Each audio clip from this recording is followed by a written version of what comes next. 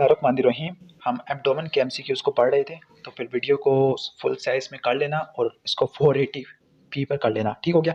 अब 9th MCQ, inferiorly the inferior margin of external oblique aponeurosis thicken and fold upon back itself to form which of the following structure. किसके inferior margin होता है external oblique का, वो क्या बनाता है फोल्ड होने के बाद, तो वो बनाता है इंग्वाइनल लिगामेंट। आपको मैंने पहले बताया था कि जो एक्सटर्नल ओब्लिक मसल की अपोन्यूरोसिस होती है, इसकी वजह से जो लिगामेंट बनेगा उसको बोलते हैं इंग्वाइनल लिगामेंट।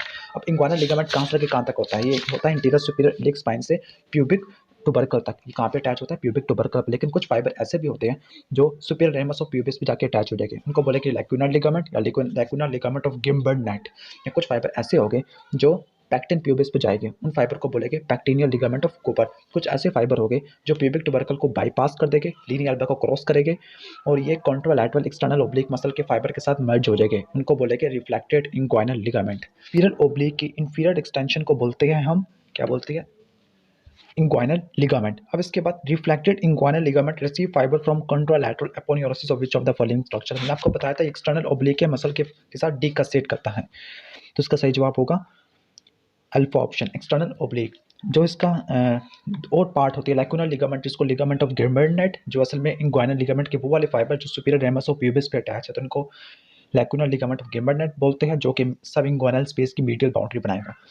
इसके बाद जो कुछ फाइबर जो पैक्टिन प्यूबिस पे जाके अटैच हो गए, उसको बोलेंगे pectineal ligament of Cooper. 11th MCQ, between the internal oblique and transversus abdominis, यानी सेकंड लेयर के और थर्ड लेयर के मस्कुलेचर के दरमियान आपको न्यूरोवास्कुलर प्लेन देखने को मिलता है। उस न्यूरोवास्कुलर प्लेन के अंदर क्या चीज़ें नहीं होती, तो आपको बताना चाहिए न्यूरोवास्कुलर प्लेन, जो एब्डोमिनल वाल का न्यूरोवास्कुलर प्लेन और सेकंड और third muscular layer. Second layer का मतलब इंटरनल ओब्लिक और थर्ड लेयर का मतलब होता है ट्रांसवर्सस एब्डोमिनस, इनके दरमियान में होता है। इसमें क्या क्या होगा न्यूरोवास्कुलर प्लेन में, तो इसमें आपको देखने को मिलता है thoraco abdominal nerve. Thoraco abdominal nerve असल में ventral primary rami of inferior 6 thoracic spinal nerve होती है, स्पेसिफिकली T7 से लेकर T11, T7, T8, T9, T10, T11। उसके साथ सब कोस्टल, ठीक हो गया, सब कोस्टल नर्व जो T12 सेगमेंट से निकलती है, सब कोस्टल नर्व होता है। इसके साथ आपको नजर आते हैं जो इलियो हाइपोगैस्ट्रिक नर्व, इलियो इंग्वानल नर्व, जो L1 डर्मेटोम से निकलती है। कहाँ से निकलती है, L1 डर्मेटोम। इसके साथ स्पेशलाइज्ड आर्टरीज होती है, लंबर आर्टरीज और deep circumflex iliac artery, lumbar artery और डीप सर्कमफ्लेक्स इलियक आर्टरी। इसके साथ नर्व्स आपको बता दी मैंने, जो कि थोरैको एब्डोमिनल नर्व थी और L1 से इलियो इंग्वानल और इलियो हाइपोगैस्ट्रिक नर्व। ये होती है इंटरनल ओब्लिक और ट्रांसवर्सस एब्डोमिनस के दरमियान न्यूरोवास्कुलर प्लेन के अंदर। अब यहाँ पर इलियो हाइपोगैस्ट्रिक होती है, deep circumflex iliac artery artery होती है, जो किसकी ब्रांच होती है, ये आर्टरी ब्रांच थी एक्सटर्नल इलियक आर्टरी की। इंफीरियर एपिगैस्ट्रिक आर्टरी की, इंफीरियर एपिगैस्ट्रिक आर्टरी नहीं होती, इंफीरियर एपिगैस्ट्रिक आर्टरी ब्रांच होती है इसी की, एक्सटर्नल इलियक आर्टरी की।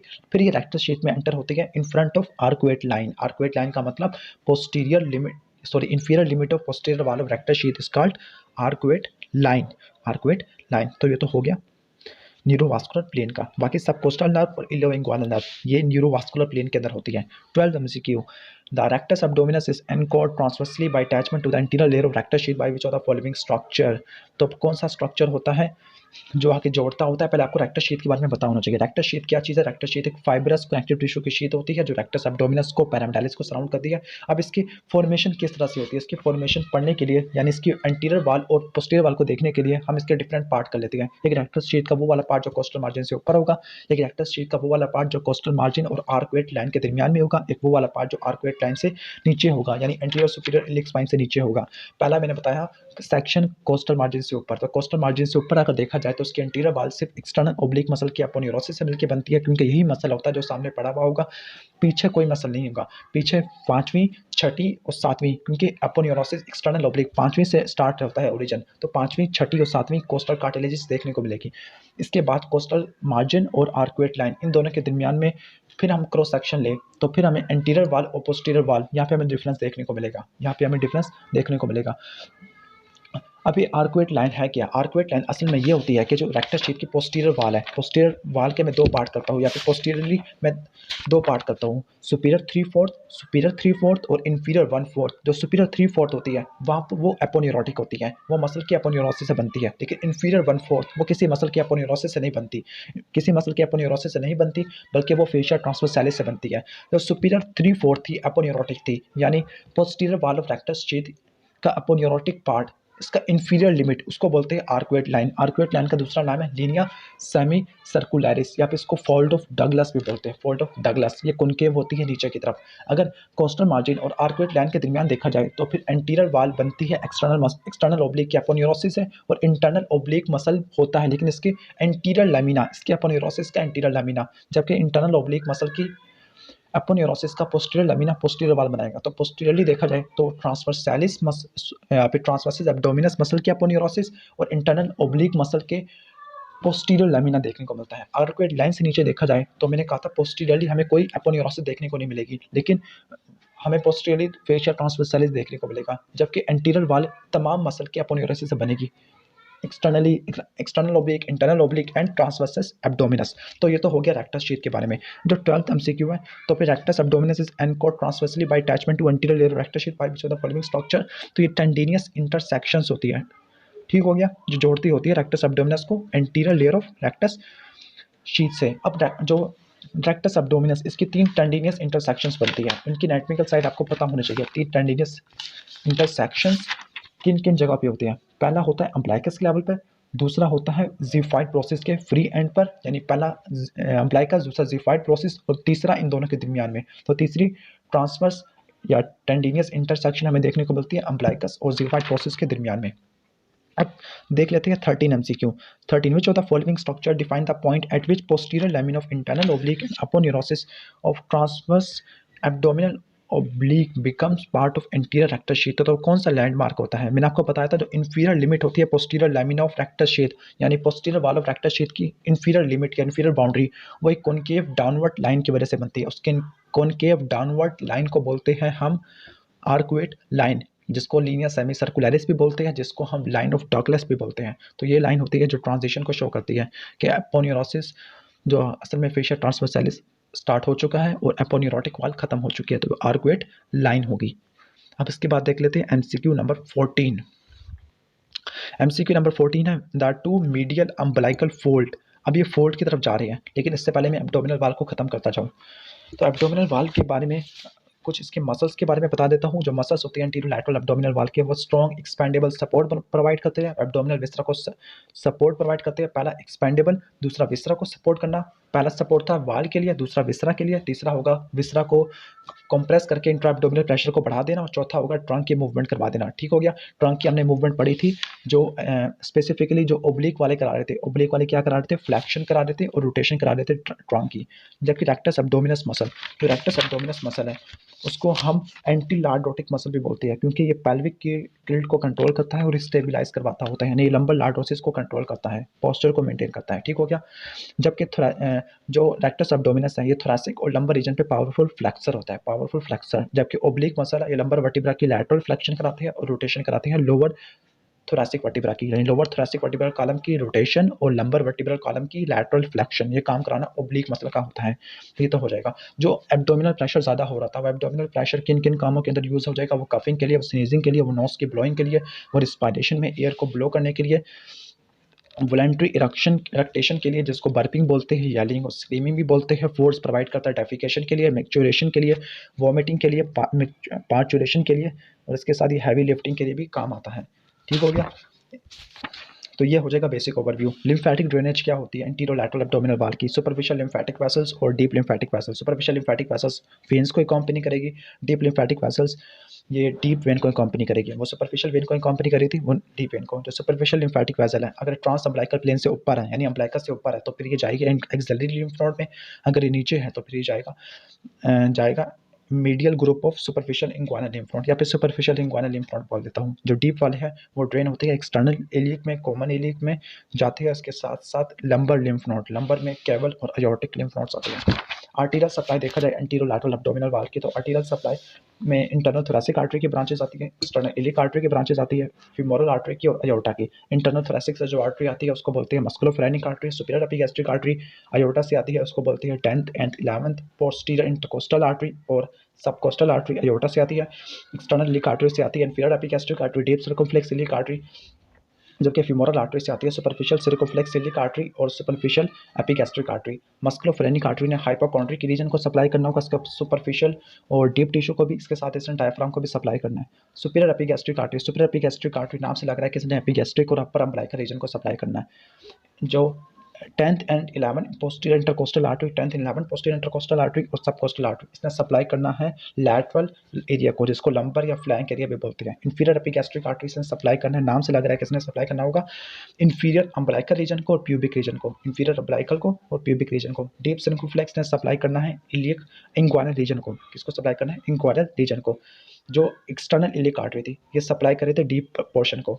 सुपरफिशियल पोर्शन को सप्लाई करने वाली फीमोरल आर्टरी की ब्रांचेज आएगी। सुपरफिशियल सिरिकोफ्लेक्स इलियक इंग्वानल रीजन को, सुपरफिशियल एपिगैस्ट्रिक सप्लाई करेगी प्यूबिक और इंफीरियर अम्बिलिकल रीजन के सुपरफिशियल रीजन को। तो ये तो हो गया बेसिक ओवरव्यू। 4 आर्टरीज आपको आनी चाहिए, इंटरनल थोरैसिक आर्टरी, अयोर्टा हो जाएगा, इसके साथ एक्सटर्नल इलियक आर्टरी और फीमोरल आर्टरी। अब हम जाते हैं पोस्टीरियर सरफेस यानी इंटरनल सरफेस ऑफ एब्डोमिनल वाल। तो इंटरनल सरफेस होती है, इंटरनल सरफेस में क्या क्या चीज़ें आएगी इंटरनल सरफेस में, फेशिया ट्रांसवर्सैलिस आ जाएगा, एक्स्ट्रा पेरिटोनियल फैट आ जाएगा और पैराइटल पेरिटोनियम आ जाएगा। इसको हम 2 पार्ट में डिवाइड करते हैं, इंफ्राअम्बिलिकल पार्ट, सुप्राअम्बिलिकल पार्ट। इंफ्राअम्बिलिकल पार्ट में 5 अम्बिलिकल पेरिटोनियल फोल्ड देखने को मिलते हैं, 5 अम्बिलिकल पेरिटोनियल फोल्ड, एक मीडियन प्लेन में होगा और 2 लैटरली पड़े होंगे। एक को बोलेंगे median umbilical fold, median umbilical fold urinary bladder की एपेक्स से होता हुआ अम्बिलिकस पे जाएगा, ये जिस लिगामेंट को कवर करेगा उसको बोलेंगे median umbilical ligament. Medial umbilical ligament ये यूरेकस का फाइब्रस लैमिनेंट होता है और यूरेकस एलेंटॉइस से निकलता है और एलेंटॉइस फीटल ब्लेडर की एपेक्स को अम्बिलिकस से जोड़ता है। फिर इसके बाद आते हैं medial umbilical fold. Medial umbilical fold medial umbilical ligament की वजह से बनते हैं और मीडियल अम्बिलिकल लिगामेंट असल में अम्बिलिकल आर्टरी के ओक्लूडेड पार्ट की वजह से बनता है। फिर इसके बाद लैटरल अम्बिलिकल फोल्ड के मीडियल अम्बिलिकल फोल्ड से लैटरल पड़े होंगे, ये इंफीरियर एपिगैस्ट्रिक वेसल्स को कवर करेगा। इसका मतलब अगर ये कट जाए तो ये ब्लीडिंग कर सकते हैं। इसके बाद अगर हम बात करें फोल्ड हो गए, फोल्ड के लैटरली हमें डिप्रेशंस देखने को मिलते हैं, जिसको बोलते हैं पेरिटोनियल फोसे या अम्बिलिकल फोसे। तो हर फोसा में हर्निया होने के चांसेस काफ़ी ज़्यादा होती है। तो फिर फोसा को पढ़ लेते हैं। पहला सुप्रावेजाइकल फोसा, मीडियन और मीडियल के दरमियान जो फोसा होगा उसको बोलेंगे सुप्रावेजाइकल फोसा। ये असल में ब्लेडर की पेरिटोनियल रिफ्लेक्शन होती है एंटीरियर एब्डोमिनल वॉल के ऊपर, तब ये फोसा बनता है। सुप्रावेजाइकल फोसा चूंकि ब्लेडर की पेरिटोनियल की रिफ्लेक्शन की वजह से बना है, तो फिर इसकी हाइट या इसका लेवल डिपेंड करेगा ब्लेडर की फिलिंग पर या ब्लेडर की टाइम पर। इसके बाद आता है मीडियल इंग्वाइनल फोसा, मीडियल और लैटरल अम्बिलिकल फोल्ड के दरमियान में मौजूद होगा। इसको हम बोलते हैं इंग्वाइनल ट्राइंगल या ट्राइंगल ऑफ हेसलबैक। इसमें less common direct inguinal hernia होगा, जबकि इनडायरेक्ट इंग्वाइनल हर्निया प्रोसेसेस वेजाइनालिस के नॉन ओब्लिटरेटेड रेमिनेंट पार्ट की वजह से होगा। अगला है lateral inguinal fossa. Lateral umbilical fold से लैटरल देखने को मिलते हैं। इसमें डीप इंग्वाइनल रिंग आती है। इसमें कौन सी रिंग आती है? Deep inguinal ring. और डीप इंग्वाइनल रिंग में जो हर्निया होगा उसको बोलेंगे most common indirect inguinal hernia, most common indirect inguinal hernia. तो लैटरल इंग्वाइनल फोसा में इनडायरेक्ट, मीडियल इंग्वाइनल फोसा में डायरेक्ट इंग्वाइनल हर्निया। तो सुप्रा अम्बिलिकल पार्ट है। सुप्रा अम्बिलिकल पार्ट यहाँ पे एक सैजिटली ओरिएंटेड पेरिटोनियल रिफ्लेक्शन देखने को मिलती है, उसको बोलते हैं फैल्सिफॉर्म लिगामेंट, जो इंटीरियर एब्डोमिनल वॉल को लीवर से जोड़ता है। इसके अंदर राउंड लिगामेंट ऑफ लीवर जो कि जिसको बोलते हैं लिगामेंटम टेरिस हेपेटिस। ये लिगामेंटम टेरिस हेपेटिस बनता है किनकी वजह से? लिगामेंटम टेरिस हेपेटिस बनता है अम्बिलिकल वेन की वजह से। और अम्बिलिकल वेन जा रही होती थी अम्बिलिकस से लीवर की तरफ प्रीनेटली। तो ये तो दे दिया मैंने आपको बेसिक ओवरव्यू। अब हम देख लेते हैं यहाँ पर कि यहाँ पर क्वेश्चन क्या पूछा हुआ है। Question number 14, MCQ number 14, the two medial umbilical fold represent which of the following structure. ये किसको रिप्रेजेंट करते हैं? अम्बिलिकल आर्टरी को। यूरेकस को रिप्रेजेंट करने वाला था वो है मीडियन अम्बिलिकल लिगामेंट, और जो फोल्ड होगा उसको बोलेंगे median umbilical fold. Umbilical vein की वजह से जो बनता है उसको बोलते हैं round ligament of liver. Round ligament of liver असल में फल्सिफॉर्म लिगामेंट के इंफीरियर फ्री एज में होता है। फल्सिफॉर्म लिगामेंट के इंफीरियर फ्री एज में पैरा अम्बिलिकल वेन और राउंड लिगामेंट ऑफ लीवर होगा। ये supra umbilical part of internal surface of interior abdominal wall में देखने को मिलेगा। डक्टस विनोसस, डक्टस विनोसस किसकी वजह से होता है? डक्टस विनोसस से लिगामेंटम विनोसम बनना है, डक्टस आर्टरियोसस से बनना है लिगामेंटम आर्टरियोसम। अब 15, which of the following fossa are the potential site for direct inguinal hernia. मैंने आपको बताया था कौन सा होता है, medial inguinal fossa. Medial inguinal fossa, तो मीडियल आ रहा है, डी आ रहा है, तो डायरेक्ट इंग्वाइनल हर्निया होगा। पहला बता रहा है supravesical fossa. Supravesical fossa medial and medial umbilical fold में था। ये जब बन रहा था जब पेरिटोनियल पेरिटोनियम की रिफ्लेक्शन होती थी ब्लैडर से एंटीरियर एब्डोमिनल वाल पर। चूंकि ब्लैडर की रिफ्लेक्शन हो रही है तब ये इसका लेवल डिपेंड करेगा ब्लैडर के फिलिंग पर या फिर इसके टाइम पर। मीडियल इंग्वाइनल फोसा मीडियल और लैटरल अम्बिलिकल फोल्ड के दरमियान में था, इसको बोलते हैं ट्रायंगल ऑफ हेसलबैक या फिर इंग्वाइनल ट्रायंगल भी बोलते हैं। यहाँ पर डायरेक्ट इंग्वाइनल हर्निया होता है। अब हेसलबैक ट्रायंगल, इसकी बाउंड्रीज आपको पता होनी चाहिए। तो इसकी बाउंड्रीज कुछ इस तरह से बनती है कि इंफीरियर एपिगैस्ट्रिक वेसल्स होती है, कुछ inferior epigastric vessels, inguinal ligament और रेक्टस एब्डोमिनस का लैटरल पार्ट। तो मीडियली बनेगा लैटरल रेक्टस एब्डोमिनस का लैटरल पार्ट और लैटरली बनेगा इंफीरियर एपिगैस्ट्रिक वेसल्स, इंफीरियरली बनेगा इंग्वाइनल लिगामेंट। इस ट्रायंगल को बोलते हैं ट्रायंगल ऑफ हेसलबैक या इंग्वाइनल ट्रायंगल, जो मीडियल और लैटरल अम्बिलिकल फोल्ड के दरमियान में है। यहाँ पे डायरेक्ट इंग्वाइनल हर्निया होगा, जबकि लैटरल इंग्वाइनल फोर्स से लैटरल अम्बिलिकल फोल्ड से लैटरली देखने को मिलते हैं। यहाँ पे डीप इंग्वाइनल रिंग होती है, डीप इंग्वाइनल रिंग में जो हर्निया होगा उसको बोलेंगे इनडायरेक्ट इंग्वाइनल हर्निया। अब देख लेते हैं 16 MCQ। The inguinal canal contains which of the following nerves. अब इंग्वाइनल किनाल के कंटेंट आपको पता होने चाहिए, क्या क्या होते हैं इंग्वाइनल किनाल में। इंग्वाइनल किनाल में क्या क्या होता है। इंग्वाइनल किनाल में मेल में स्पर्मेटिक कॉर्ड, फीमेल में राउंड लिगामेंट ऑफ यूट्रस, ये मेजर स्ट्रक्चर्स हो गए। इसके साथ कुछ ब्लड और लिम्फेटिक वेसल्स भी होती है, जैसे कुछ blood lymphatic vessels, ilio inguinal nerve ये भी होती हैं, genital branch of genito femoral nerve, दोनों सेक्सेस में, चाहे वो मेल हो चाहे वो फीमेल हो। दोबारा बता देता हूँ, मेल के अंदर स्पर्मेटिक कॉर्ड होता है, फीमेल के अंदर राउंड लिगामेंट ऑफ यूट्रस। इसके साथ कुछ ब्लड और लिम्फेटिक वेसल्स होती है जो इन स्ट्रक्चर्स को सप्लाई करती होती है। और इसके बाद जो होगा, और यहाँ पर मैंने बताया नर्व्स, कौन सी नर्व्स बताई, ilio inguinal nerve and genital branch of genito femoral nerve, जिसने क्रीमास्टर को सप्लाई करना है, इलियो इंग्वाइनल ने किस एरिया को सप्लाई करना है आपको अभी बता देता हूँ। इलियो इंग्वाइनल ने और इलियो हाइपोगैस्ट्रिक है, यानी किन किन को सप्लाई करना होता है। जो इलियो इंग्वाइनल है, नाम से लग रहा है कि इसने ये इंग्वाइनल रीजन को सप्लाई करना होगा और इसने कुछ इलियम को भी कुछ सप्लाई करना होगा, यानी इसने पेरिनियम वाली स्ट्रक्चर को सप्लाई करना होगा। तो इसने सप्लाई करना होगा लोअर इंग्वाइनल रीजन को, फीमेल में मून्स पोबिस को, मेल में एंटीरियर स्क्रोटम, फीमेल में एंटीरियर पार्ट ऑफ लेबम मेजस। तो इसका मतलब एंटीरियर 1/3 ऑफ पेरिनियम को सप्लाई करने वाली नर्व होगी इलियो इंग्वाइनल नर्व। इसके साथ ये मीडियल थाई को भी सप्लाई करती है, मीडियल थाई को ये क्रीमास्टिक रिफ्लेक्स का सेंसरी लिम्फ लेके आती है। जो इलियो हाइपोगैस्ट्रिक है, ये वो स्किन जो इलियक क्रस्ट के लेवल पे होगी, जो इलियक क्रस्ट को सराउंड करेगी, उसको बोलेंगे, उस स्किन को सप्लाई करने वाली नर्व होगी इलियो हाइपोगैस्ट्रिक नर्व। उसके साथ अपर इंग्वाइनल और हाइपोकॉन्ड्रिक रीजन, इसको सप्लाई करने वाली नर्व भी इलियो हाइपोगैस्ट्रिक होगी। जबकि लोअर इंग्वाइनल रीजन को सप्लाई करने वाली नर्व है इलियो इंग्वाइनल, जबकि अपर इंग्वाइनल और हाइपोकॉन्ड्रिक रीजन इसको सप्लाई करने वाली नर्व है इलियो हाइपोगैस्ट्रिक नर्व। इसके साथ इलियो हाइपोगैस्ट्रिक नर्व और इलियो इंग्वाइनल नर्व इंटरनल ओब्लिक और ट्रांसवर्स एब्डोमिनस दोनों को सप्लाई करते हैं। तो ये तो हो गया बेसिक ओवरव्यू। तो इंग्वाइनल किनाल में कौन सी नर्व होती है, इलियो हाइपोगैस्ट्रिक नहीं होती, इलियो इंग्वाइनल होती है, genital branch genito femoral nerve. KLM के मुताबिक ये भी लिखा हुआ है, लेकिन यहाँ पर ये जिसको सही कर रहे हैं वो है इलियो इंग्वाइनल नर्व, इलियो इंग्वाइनल। लेकिन यहाँ पे genital branch of genito femoral nerve जो क्रीमास्टर को करती है वो भी होती है। तो आप इसको ध्यान से पढ़िएगा केएलएम में, तो दोनों नर्व्स होती हैं। आगे which of the following structure give rise to deep inguinal ring. अब इसका बेसिक ओवरव्यू दे देता हूँ इंग्वाइनल किनाल की ओपनिंग्स का। इंग्वाइनल किनाल क्यों बनती है, क्योंकि टेस्टिस की रीलोकेशन होनी है। टेस्टिस एब्डोमेन में बने लेकिन उन्होंने स्क्रोटम में जाना होगा, क्योंकि एब्डोमिनल कैविटी का टेम्परेचर थोड़ा ज़्यादा होता है। कोल्डर इन्वायरमेंट के लिए, कम टेम्परेचर के लिए ये स्क्रोटम की तरफ माइग्रेट करेंगे। तो माइग्रेट, इस माइग्रेशन के नतीजे में जो एक ओब्लिक पैसेजवे बनेगा, ओब्लिक पैसेजवे जो 4 सेंटीमीटर लॉन्ग होगा, और ये inferior part of anterolateral abdominal वाल को क्रॉस करता हुआ स्क्रोटम में आएगा। तो इस ओब्लिक पैसेजवे को बोलते हैं इंग्वाइनल किनाल। ये इंग्वाइनल लिगामेंट के मीडियल हाफ के सुपीरियरली पड़ी होती है, इंग्वाइनल लिगामेंट के मीडियल हाफ के सुपीरियरली देखने को मिलती है। इसकी 2 ओपनिंग्स होती है, एक ओपनिंग अंदर की तरफ होगी, एक ओपनिंग सुपरफिशियली पड़ी होगी। जो ओपनिंग अंदर की तरफ होगी उसको बोलेंगे इंटरनल इंग्वाइनल रिंग या डीप इंग्वाइनल रिंग। दूसरी ओपनिंग जो सुपरफिशियली पड़ी होगी उसको बोलेंगे external inguinal ring. Deep inguinal ring इस किनाल का एंट्री जोन है, जबकि एक्सटर्नल या सुपरफिशियल इंग्वाइनल रिंग इस किनाल का एग्जिट जोन है, जिसकी वजह से स्पर्मेटिक कॉर्ड और round ligament of uterus female के अंदर और इलियो इंग्वाइनल नर्व इसमें से बाहर निकल जाती हैं।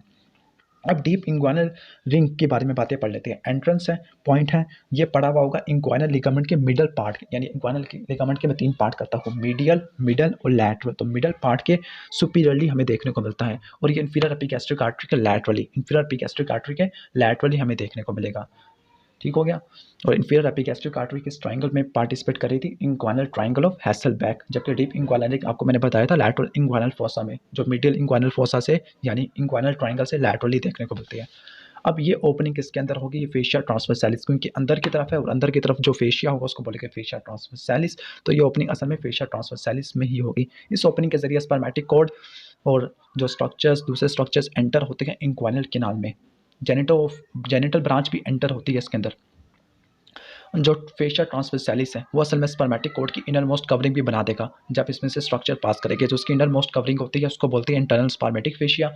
जब दूसरी ओपनिंग है जो एग्जिट जोन होगा उसको बोलेंगे सुपरफिशियल एक्सटर्नल इंक्वाइनल रिंग। इसमें ilio inguinal nerve, round ligament of uterus and spermatic cord in male ये पास करते होते हैं। ये ओपनिंग किसके अंदर होगी, ये ओपनिंग होगी असल में aponeurosis of external oblique muscle. ठीक हो गया। तो ये और बाहर की तरफ है, और बाहर की तरफ जो मसल होता है वो अपोन्यूरोसिस ऑफ एक्सटर्नल ओब्लिक। तो ये ओपनिंग होगी एक्सटर्नल ओब्लिक मसल की अपोन्यूरोसिस के अंदर, या प्यूबिक ट्यूबरकल से सुपीरियोर देखने को मिलती है। प्यूबिक ट्यूबरकल से सुपीरियोर देखने को मिलती है। अब एक्सटर्नल ओब्लिक मसल की अपोन्यूरोसिस इस ओपनिंग के लैटरल भी पड़े हुए हैं, कुछ मीडियल भी पड़े हुए हैं। तो वो वाला पार्ट जो उसके लिए लैटरल पड़ा होगा तो उसका बनाएगा लैटरल करस बनाएगा। जो वो वाला पार्ट जो मीडियल पड़ा होगा उसका मीडियल करस बनाएगा। जो लैटरल करस होगा वो प्यूबिक ट्यूबरकल पे जाके अटैच होगा, जो मीडियल करस होगा वो प्यूबिक करस पर, क्योंकि प्यूबिक करस मीडियली पड़ी हुई होती है और प्यूबिक ट्यूबरकल लैटरली पड़ा होता है। तो प्यूबिक करस पर जो करस अटैच होगा उसको बोलेंगे मीडियल करस। प्यूबिक ट्यूबरकल के ऊपर लैटरल करस अटैच होगा, लैटरल करस होगा। इसके साथ साथ कुछ फाइबर ऐसे होते हैं superficial layer of deep fascia. मैं आपको बताया था इन्वेस्टिंग फेशिया जो एक्सटर्नल ओब्लिक को सराउंड करेगा उसकी सुपरफिशियल लेयर होगी, सुपरफिशियल लेयर, और इसके साथ एपोन्यूरोसिस होगी। ये फाइबर परपेंडिकुलर पड़े हुए होगी। परपेंडिकुलर पड़े होने के बाद ये कुछ स्पेशलाइज्ड फाइबर बनाएंगे, इनको बोलेंगे इंटरक्रूरल फाइबर। तो इंटरक्रूरल फाइबर किन की वजह से बनती है, superficial layer of investing layer of anterior abdominal wall और एपोन्यूरोसिस ऑफ एक्सटर्नल ओब्लिक, ये मिलकर इंटरक्रूरल फाइबर बनाते हैं। ये इंटरक्रूरल फाइबर असल में ये इंक्वाइनल कैनाल की रूफ बनाने में पार्टिसिपेट करते हैं। ठीक हो गया, रूफ बनाने में पार्टिसिपेट करते हैं। इसका मेन फंक्शन यही होगा कि क्रूरा को बाहर या क्रूरा को सेपरेट नहीं होने देंगे, जिसकी वजह से क्रूरा अपनी जगह पे फिक्स रहेगी और एक दूसरे से बाहर या दूर नहीं होंगे।